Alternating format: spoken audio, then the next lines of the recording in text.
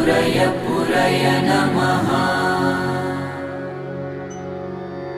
ॐ ह्रीं श्रीं क्लीं श्रीं कुबेराय अष्टलक्ष्मी मम गृहे धनं पुरय नमः।